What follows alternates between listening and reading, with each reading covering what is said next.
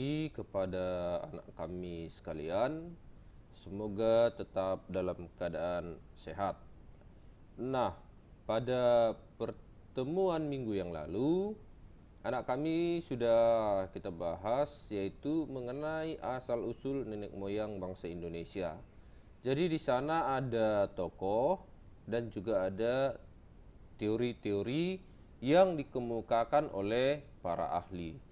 Nah, kali ini kita akan mau melihat materi berikutnya yaitu manusia purba di Indonesia. Nah, manusia purba di Indonesia ini nantinya terbagi menjadi beberapa bagian. Nah, kita awali yang pertama adalah Meganthropus. Meganthropus merupakan fosil manusia yang paling primitif yang ditemukan di Indonesia. Dia disebut Meganthropus paleojapanicus karena dia juga sering dikatakan manusia raksasa dari Jawa karena memiliki tubuh yang besar dan berbadan tegap. Manusia ini berkembang dan berevolusi menjadi Pithecanthropus nantinya. Jadi Meganthropus ini akan berkembang berevolusi menjadi manusia purba yang berbentuk jenis lainnya.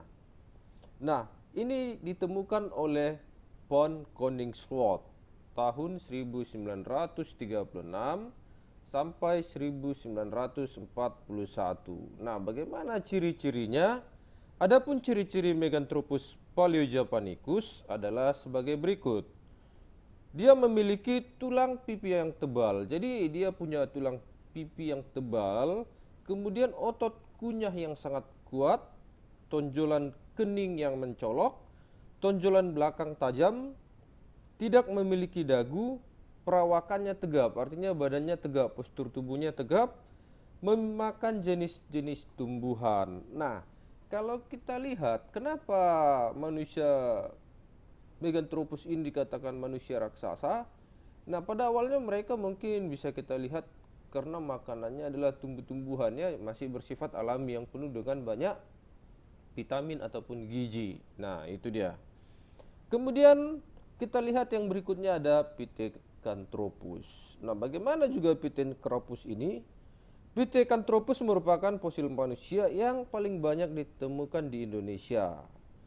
Dia ditemukan oleh Eugène Du Bois 1891. Apa ciri-cirinya? Ciri-cirinya yaitu tinggi badan berkisar antara 165 sampai 180 cm dengan tubuh dan anggota badan yang tegap tetapi tidak setegap Meganthropus. Nah, tinggi ataupun badan postur daripada si Pithecanthropus lebih tinggi rupanya Meganthropus. Jadi kalau kita lihat yang pertama adalah Meganthropus, bisa dikatakan manusia raksasa. Yang kedua ada Pithecanthropus yang ditemukan oleh Eugène Du Bois. Nah, yang berikutnya alat-alat punggungnya juga tidak sekuat Meganthropus. Demikian pula otot-otot tengkuknya. Jadi kalau Meganthropus tadi ototnya itu otot kunyahnya itu sangat kuat, sementara Pithecanthropus tidak sekuat daripada Meganthropus. Memiliki geraham besar, rahang kuat, tonjolan kening tebal, serta melintang pada dahi dari pelipis ke pelipis dan tonjolan belakang kepalanya nyata. Juga belum memiliki dagu, jadi dagu Pithecanthropus belum ada. Hidung yang lebar. Perkembangan otak belum menyamai Homo, jadi nanti Homo itu adalah manusia modern seperti kita nantinya. Perkembangan kulit otak masih kurang, terutama pada bagian-bagian yang berhubungan dengan fungsi otak yang tinggi dan koordinasi otot yang cermat. Oleh karena itu, muka melihat menonjol ke depan, dahi miring ke belakang, bagian terlebar pada tengkorak masih terdapat di dekat dasar tengkorak dan belakang kepalanya masih membulat. Nah, ini jadi rangka kepalanya itu belum terbentuk gitu deh ya. Jadi masih terlalu menonjol ke depan. Jadi kalau kita lihat Pithecanthropus ini seperti kera ya, Pithecanthropus. Nah, itu dia. Memiliki volume otak berkisar antara 750 sampai 300 cc. Berarti masih rendah dia ya. Nah, itu dia Pithecanthropus. Yang berikutnya kita lihat jenis Homo. Homo nantinya terbagi menjadi 3 bagiannya, ada Homo ajacensis, ada Homo solensis, kemudian ada Homo floresiensis. Nah, kita lihat yang jenis Homo ya. Pertama Homo ajacensis. Nah, fosil manusia ini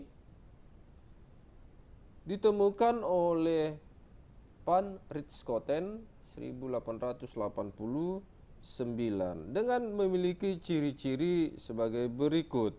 Nah, apa ciri-cirinya?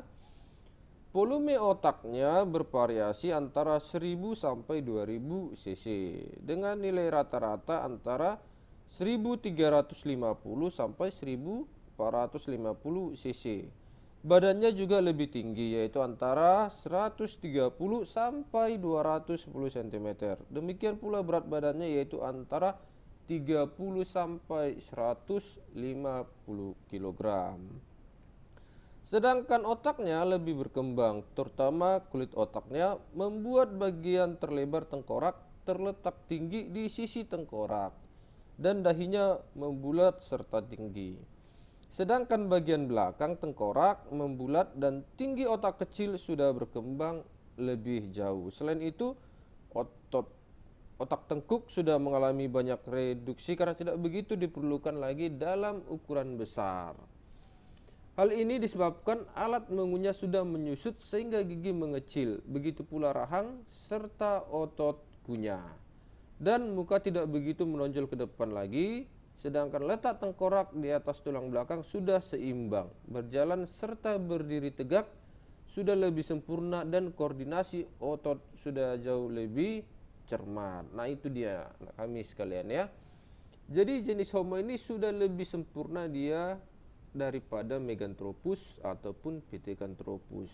Nah, kalau kita lihat tadi Meganthropus yaitu serba besar, dia tinggi, tegap, otot kunyah yang kuat. Nah, itu dia. Sedangkan Pithecanthropus dia tidak sebesar ataupun setinggi daripada Meganthropus. Nah, sedangkan Homo ajacensis yang ditemukan oleh Van Richthofen mengatakan dia di sana sudah tidak seperti model si Pithecanthropus. Artinya apa? Otot kunyahnya juga tidak begitu kuat lagi, mukanya tidak menonjol ke depan, artinya sudah mulai lebih seperti kita sekarang ini. Yaitu dia ya. Berikutnya ada Homo soloensis. Nah, sementara itu Homo soloensis ini ditemukan oleh 2 orang, ada Terhar, kemudian ada Oppenor. Apa ciri-cirinya? Ciri-cirinya yaitu sebagai berikut. Volume otak antara 1000 sampai 1200 cc. Tinggi badan antara 130 sampai 210 cm. Otot tengkuk mengalami penyusutan. Nah, udah mulai penyusutan dia, berarti yang seharusnya menonjol ke depan tadi itu otot tengkuknya, ini sudah mulai mundur ke belakang. Kan begitu, sudah mulai menyusut, artinya sudah menjadi manusia sempurna. Muka tidak menonjol ke depan, jadi sudah seperti kita sekarang ini. Jadi kita bayangkan, jadi jenis manusia purba ini dulunya seperti kera, jadi mukanya itu menonjol ke depan. Tapi kalau jenis Homo dia sudah mulai mengalami penyusutan. Berdiri tegak dan berjalan lebih sempurna. Nah, sudah lebih sempurna dia, sudah seperti kita, itu dia ya. Selanjutnya yang berikutnya yaitu Homo floresiensis. Nah, ini penemunya ini masih menjadi kontroversi. Artinya masih ada yang membantah.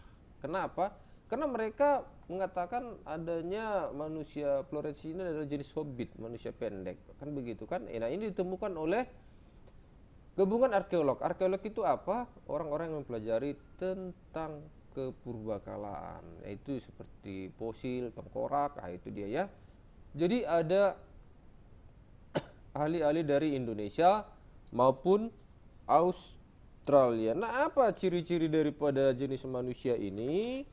Nah, jenisnya yaitu pertama, mereka memiliki tingginya hanya sepinggang manusia modern, sekitar 100 cm, dengan volume otak 380 cc, sedangkan usia kerangka-kerangka ini diperkirakan berasal dari 94.000 hingga 13.000 tahun yang lalu.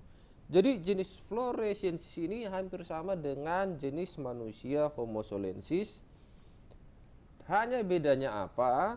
Homo florensis ini hanya tinggi sepinggang orang modern. Jadi kalau tinggi orang modern misalnya 100, kita umpamakan 167, maka dia hanya setengahnya lah. Makanya bilang bangsa hobbit, orang pendek. Nah, ini banyak ditemukan di liang di dekat Ruteng Manggarai di Flores. Nah, itu dia. Jadi anak kami sekalian, ini adalah jenis-jenis manusia purba yang ditemukan di Indonesia. Jadi pertama kita simpulkan ada dari Meganthropus, begitu kan? Ada Meganthropus yang ditemukan oleh von Koningswald. Kemudian ada Pithecanthropus ditemukan oleh Dr. Eugène Du Bois. Kemudian ada jenis Homo, ada Homo Wagekensis yang ditemukan oleh Van Richthofen. Kemudian ada Homo solensis yang ditemukan oleh Terhar dan Opernot, dan ada Homo florensis yang ditemukan oleh para gabungan arkeolog Indonesia Australia. Jadi kalau kita lihat dari perkembangan-perkembangan yang ada, inilah yang akan menjadi manusia seperti kita sekarang, yaitu jenis Homo. Nah, oke, baik anak kami sekalian. Nah, kalau kita lihat mungkin muncul ada beberapa pertanyaan. Kenapa orang-orang dulu besar-besar, tinggi-tinggi, tegap-tegap, beda seperti sekarang? Kenapa semakin modern justru semakin terjadi penyusutan? Nah, ini juga bisa kita lihat dari jenis faktor makanan yang mereka konsumsi. Nah, ternyata kalau kita lihat manusia Meganthropus tadinya, mereka mengkonsumsi tumbuh-tumbuhan, berarti sayur-sayuran. Sedangkan jenis Pithecanthropus, mereka sudah mulai mengkonsumsi nantinya daging, sudah mulai berburu mereka. Ternyata kalau kita kaji dari segi kesehatan, ternyata lebih sehat orang-orang yang makan jenis tumbuh-tumbuhan ataupun kita katakan sayur-sayuran. Nah, kalau kita pertanyakan lagi, kenapa sayuran sekarang juga kita makan, tetapi justru tidak seperti mereka? Nah, mungkin kandungannya kalau sekarang sudah banyak zat-zat kimia yang terkandung dalamnya. Seperti kita lihat, tanaman atau tumbuhan yang mereka konsumsi oleh Meganthropus, dulunya itu adalah sifatnya alami, yang artinya tumbuh begitu saja di hutan. Mungkin pupuknya juga nanti kotoran ternak itu yang ada di hutan. Sementara yang namanya sekarang sudah banyak, ya supaya bagus ada pupuk, ada zat kimia. Akhirnya racun-racun itu sudah menyerap ke jenis tumbuhan yang akan kita konsumsi nantinya. Nah, itulah dia. Kemudian berkembang Pithecanthropus, juga makin menyusut dia. Tidak setegap daripada Meganthropus. Nah, mungkin mereka sudah jenis memakan daging. Nah, daging ternyata di dalamnya mungkin terkandung ada beberapa unsur jenis bakteri, akhirnya membuat sampai sekarang manusia semakin lama semakin pendek. Nah, itu dia ya. Oke, baik, demikianlah anak kami. Semoga apa yang Bapak sampaikan ini dapat dipahami dan dapat dimengerti. Jadi sudah banyak materi kita ya. Semoga ini tidak berlalu begitu saja, tetapi tetap dibaca ataupun boleh ditambahi dari buku paket yang anak kami miliki. Oke, baik, selamat pagi, salam sehat untuk kita semua.